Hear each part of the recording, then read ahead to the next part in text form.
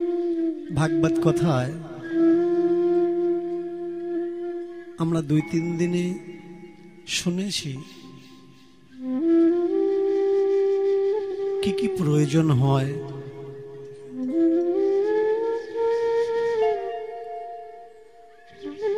গুরুকে কেমন ভাবে আসনে বসাতে হয়,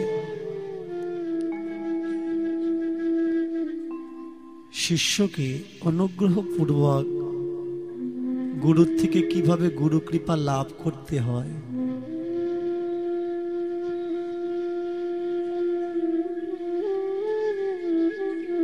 রাজা পরীক্ষিত জানতে পেরেছেন তিনি মারা যাবেন। গুরু আসনে গুরুকে স্থাপন করে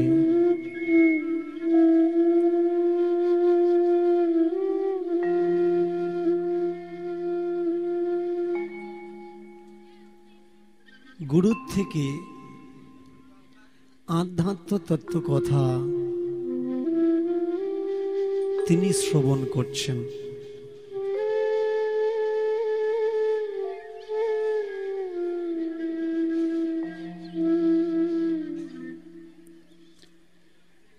সর্বপ্রথম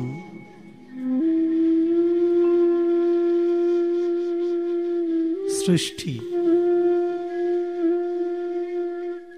এই সংসার কিভাবে সৃষ্টি হলো।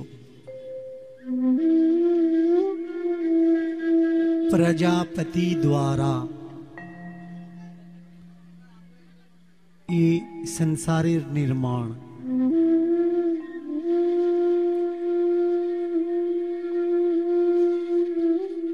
प्रजापतियों ने मिलकर इस संसार को रचना किया।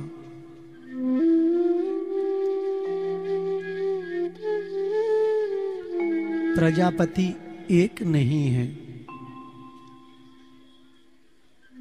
प्रजापति अनेक हैं। प्रजापति मरीचि, प्रजापति अत्रि, अंगिरा, पुलस्त, पुलह, क्रतु, वशिष्ठ, दक्ष, भृग एवं नारद। ये हैं प्रजापति।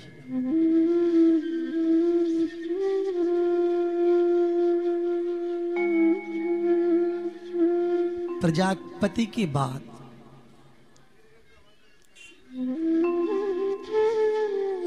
मनु की कन्या प्रसूति,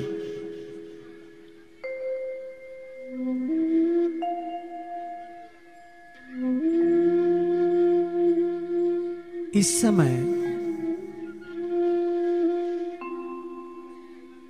जिस मनु का समय चल रहा है,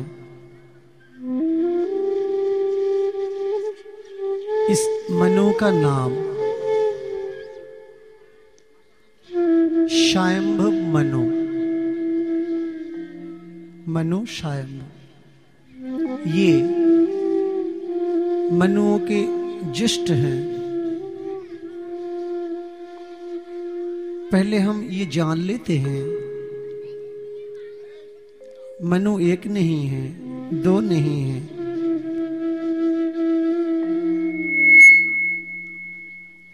शायंभ मनु, शरचिष मनु, उत्तम मनु, तमाश मनु, रेवत, चाक्षस, वैवस्वत व सत्यव्रत, शावर्णी, दक्ष शावर्णी, ब्रह्म शावर्णी, धर्म शावर्णी, रुद्र शावर्णी, देवता शावर्णी एवं इंद्र शावर्णी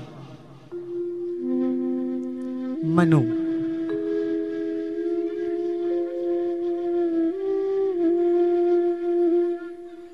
प्रसूति मनु की कन्या है।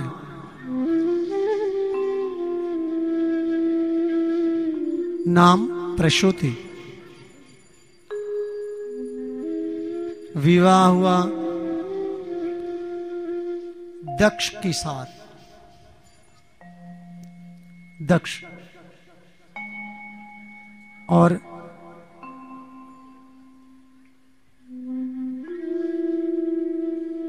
16 कन्याएं हुई। 13 कन्याएं विवाह कराई धर्म से।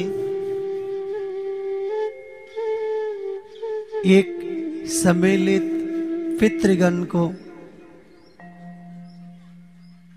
और एक अग्नि को और एक दे दिया भगवान भोलेनाथ शिव शंकर को। भोलेनाथ शिव शंकर को। दक्ष यह है प्रजापति दक्ष।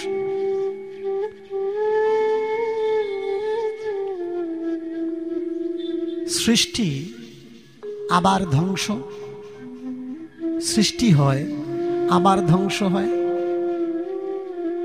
এইভাবে মনুর জন্ম হয় ব্রহ্মার শরীর থেকে। স্ত্রী শতরূপা, পুত্র দুই পুত্র প্রিয়ব্রত আর উত্থানপাত। দুই পুত্র জন্মগ্রহণ করে, প্রিয়ব্রত এবং উত্থানপাত। 3 कन्या जन्म है, आकुति, देवाहुति और प्रसूति। 3 कन्यार जन्म है। 3 कन्यार नाम आकुति, देवाहुति और प्रसूति।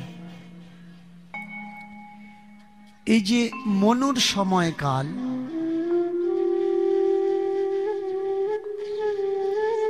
দেবতাদের হিসাবে 8,52,000 বৎসর, মনুর হিসাবে 67,20,000 বৎসর।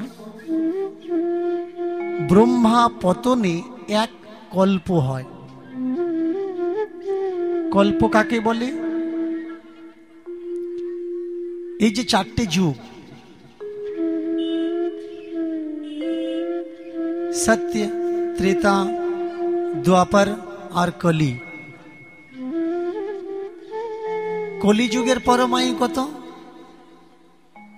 कली जुगेर परमायु हलो 4,36,000 बत्सर। विभिन्न ग्रंथे विभिन्न सिद्धांत आछे। एकटा सहज उपाय हलो 4,36,000 बत्सर के यदि 2 दिए गुण करा है, जे बयस आसबे सेई बयसटा द्वापर जुगेर बयस। द्वापर जुगेर बयस के डबल करले, 2 गुणा करले त्रेता जुगेर बयस।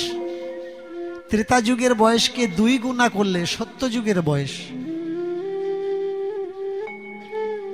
4 जुगे सत्य, त्रेता, द्वापर, कली 4 जुगे एक दिव्य जुग। 71टा दिव्य जुगे एक मन्वंतर। 71टा दिव्य जुग चले गेले एक मन्वंतर है। 71टा दिव्य जुग परे एक मनु पतन है। बर्तमान चलছে सावर्ण मनु समय। हरि बोल, हरि बोल। এই সাবর্ণী মনুকে সংজ্ঞার কন্যা, আহা, বিশ্বকর্মার কন্যা সংজ্ঞা বিবাহ দেন সূর্যকে। কিন্তু সূর্যের এত প্রখর তেজ সহ্য করতে না পেরে এক পুত্র আর এক কন্যা, নাম কি? যম আর যমুনা। দুজনকে রেখে সংজ্ঞা পালিয়ে চলে যায় বাপের গৃহে। বাবা জিজ্ঞাসা করে, ওমা তুমি এসছো, জামাই কই? মায়েরা কথাটা মন দিয়ে শুনুন।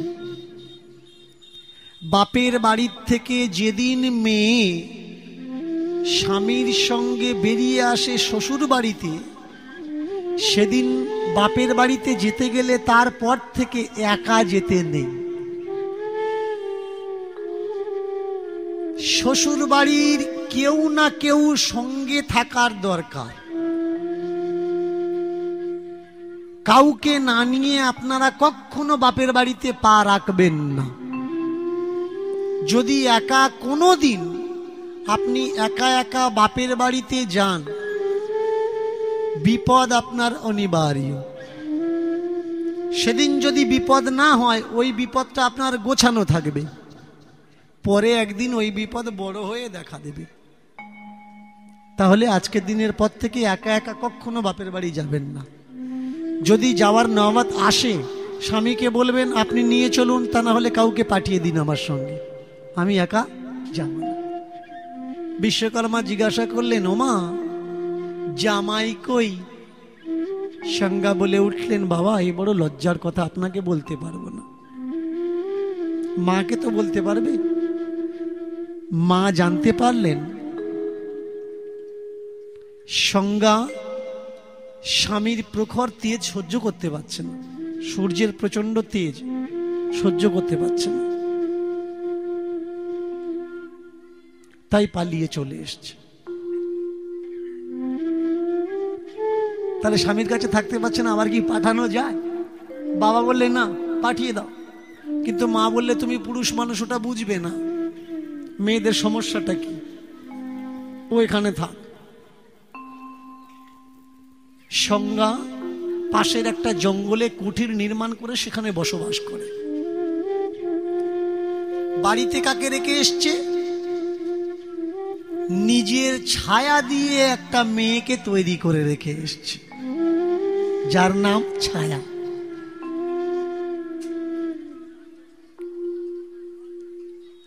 ছায়া সাবর্ণী নামে এক পুত্র হয়, যাকে আমরা গ্রহরাজ বলি।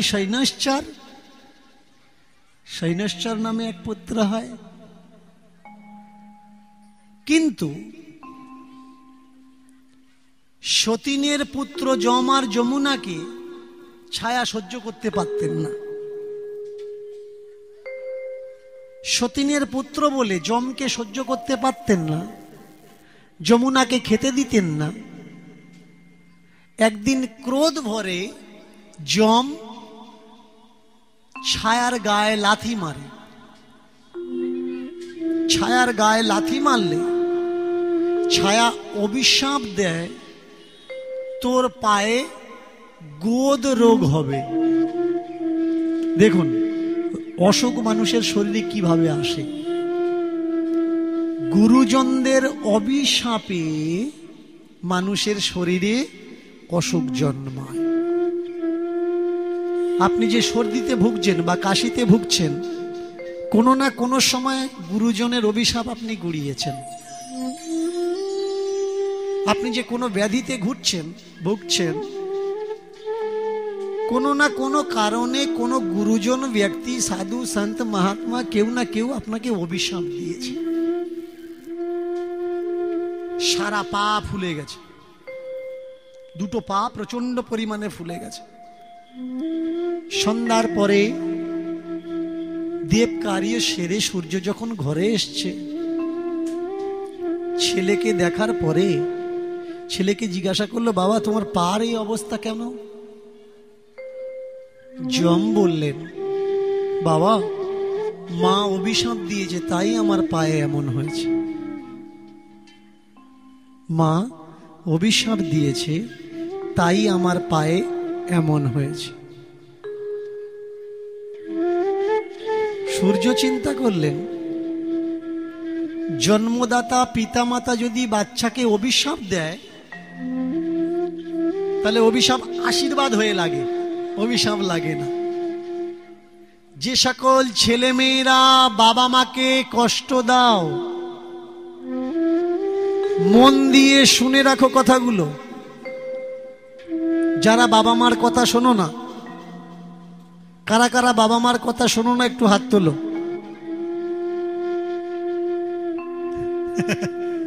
সকলে শোনে। যারা যারা বাবা মার কথা শোনো না, বাবা মা যদি গালি দেয় তো বাচ্চার জন্য আশীর্বাদ হয়ে ঝরে পড়ে। সূর্য বলে উঠলেন, ইয়ে কেমন মা যে বাচ্চার অভিশাপ দিল আর বাচ্চার লেগে গেল? তাহলে এর মা নয়। তাড়াতাড়ি করে ঘরের মধ্যে গিয়ে চুলের মুঠিটা ধরেছে। বল পাশানি, তুই কে? আমি সংজ্ঞা না, তুই সংজ্ঞা না, বল তুই কে? কাঁদছে। চুলের মুঠি ধরে স্বামী দুই একটা থাবা লাগিয়ে দিয়েছে। মেয়ে ছেলে কতক্ষণ গোপন রাখবে? বলে দিল, আমি সংজ্ঞা না, আমি সংজ্ঞার ছায়া। তাহলে সংজ্ঞা কোথায়? বাপের বাড়িতে গেছে। সূর্য চলেছে শ্বশুর বাড়ির দিকে। যম বলে উঠলেন, বাবা আপনি তো মামার বাড়িতে যাচ্ছেন, তাহলে আমার পার অবস্থা কি হবে? তুমি যাও, ভোলানাথ শিবশঙ্করের তপস্যা করো, তার কৃপায় তোমার এই দুরারোগ্য ব্যাধি ঠিক হয়ে যাবে। ভোলানাথের কেমন কৃপা দেখুন।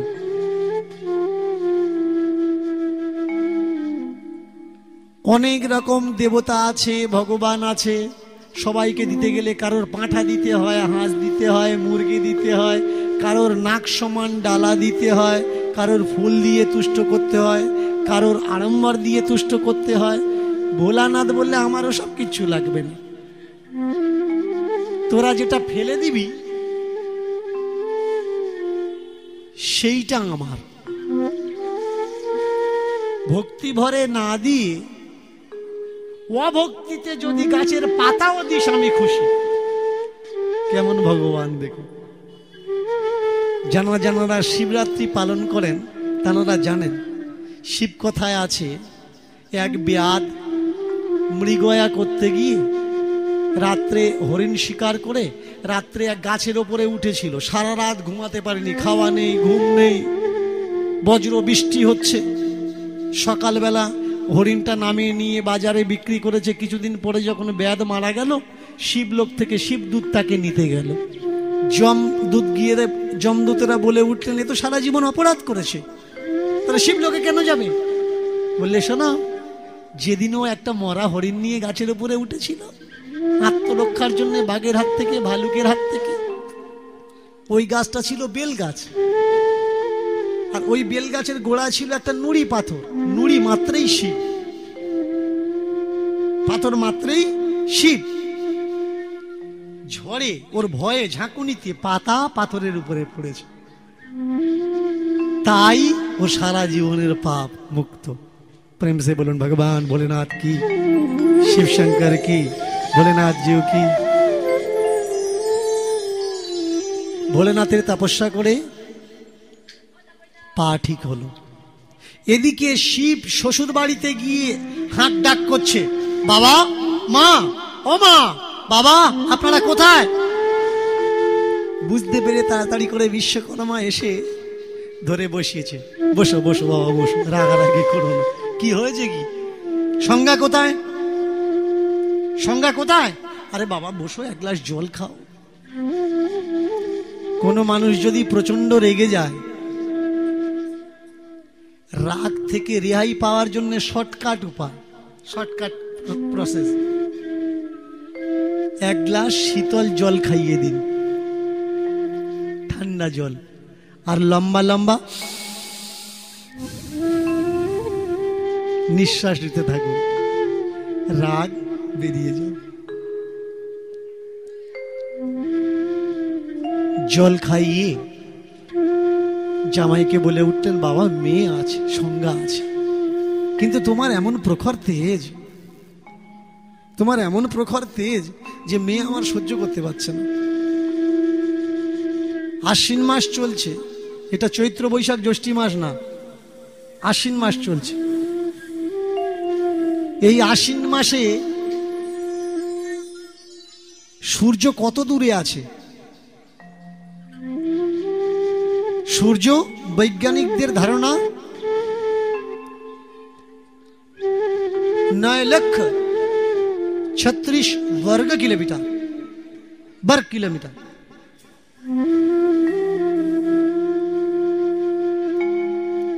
এত দূর থেকে আমরা এর তেজ এই বিকাল বেলা সন্ধ্যের আগে সহ্য করতে পারছি না। সংজ্ঞার পাশে সূর্য শুয়ে থাকে একই পালঙ্কে, সে সহ্য করবে কি করে? এত তেজ বাবা, সহ্য হচ্ছে না। তুমি যদি বাবা একটু তেজটা কমিয়ে নিতে ভালো হতো। সূর্য বললে, তা উপায় বলে দিন, আমার তেজ আমি কি করে কমাবো? বিশ্বকর্মা বললে, ঠিক আছে বসো বসো। কুন্দ, কাঠ কাটার একটা যন্ত্র, কুন্দের উপরে সূর্যকে বসিয়ে আর ঘুরিয়ে দিয়েছেন। দেওয়ার সঙ্গে সঙ্গে সূর্যের থেকে 9টা খণ্ড হয়ে পড়ে গেল, 9টা খণ্ড শক্তি পড়ে গেল। সূর্য অনুভব করছে, হ্যাঁ সত্যি আমার তেজ হালকা হয়েছে। এই 9টা খণ্ড কি কি? নবরং, নবরং। সায়েন্স প্রমাণ করে দিয়েছে সূর্যের রঙের বিষয়। এই সেই সূর্যের 9টা রঙের প্রভাব। সব থেকে তীক্ষ্ণ বৈজ্ঞানিকরা নাম দিলেন আল্ট্রাভায়োলেট কিরণ, রোশনি, আল্ট্রাভায়োলেট, নীলা ভাব, ডিপ বেগুনি রং। 9টা শক্তি একত্রিত করে বিশ্বকর্মা ধরে রেখেছে। সূর্য জিজ্ঞাসা করলেন, আমার স্ত্রী কোথায়? ওই সামনের জঙ্গলে, ওই সামনের জঙ্গলে। বিশ্বকর্মা করলেন কি, এই 9টা শক্তি দ্বারা বজ্র তৈরি করলেন, যে বজ্রের নাম সুদর্শন চক্র। এটা থাকে কার হাতে? नारायणের হাতে। प्रेम से एक बार बोलें, भगवान नारायण की, भगवान विष्णु नारायण की। এখন সূর্যের শক্তি দ্বারা বিশ্বকর্মা যে সুদর্শন চক্র নির্মাণ করলেন, এই চক্রটা নারায়ণ হাতে যাওয়ার কারণ কি? কারণ সত্যযুগে নারায়ণ যখন অবতার হয়েছেন, অবতার হওয়ার পরে দস্যু দানবদের অত্যাচারে নারায়ণ পর্যন্ত ভয়তে পালিয়ে যাচ্ছে যে কি করে এদের সামনা করব। পরে জানতে পারলেন বিশ্বকর্মার কাছে একটা বজ্র রাখা আছে যার নাম সুদর্শন। ওটা পেতে গেলে কি করে পাবো? সূর্যের একটা মেয়ের নাম যমুনা। নারায়ণ ভগবান এই যমুনাকে বিবাহ করলেন, যৌতুক হিসাবে নাতনি জামাইকে সুদর্শন চক্রটা দিয়ে দিলেন। বুঝেছেন কেমন রাজনীতির খেলা? অস্ত্র পাবে কি করে? অস্ত্র পাওয়ার জন্য বিয়ে করা লাগলো ভগবানকে। সূর্য সামনের জঙ্গলে গিয়ে দেখছে সংজ্ঞা বসে আছে। দূর থেকে ডাক দিলেন, সংজ্ঞা। সংজ্ঞা দেখার সঙ্গে সঙ্গেই মেয়ে ঘোড়ার রূপ ধারণ করেছে। পুরুষ ঘোড়াকে ঘোড়া বলা হয়, মেয়ে ঘোড়াকে ঘুড়ি বলা হয়। ঘুড়ি রূপ ধারণ করে মানুষ হলে ছুটতে পারবে না, তার জন্য ঘুড়ি রূপ ধারণ করে ছুটে চলে যাচ্ছে।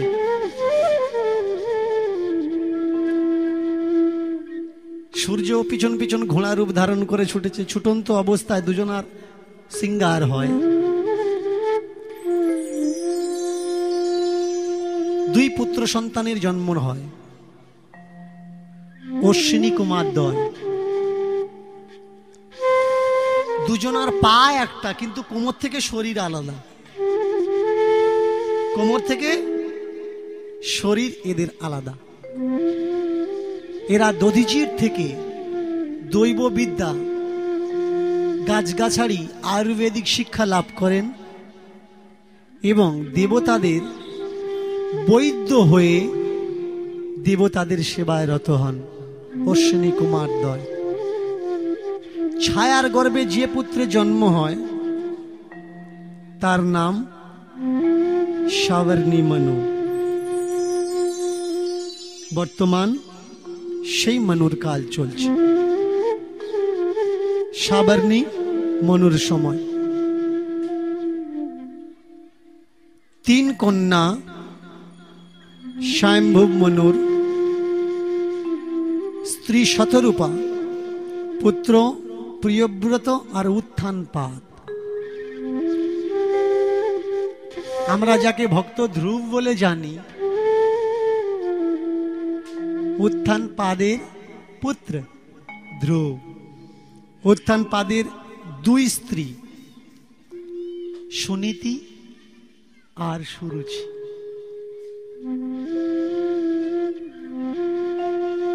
সুনীতি আর সুরুচি।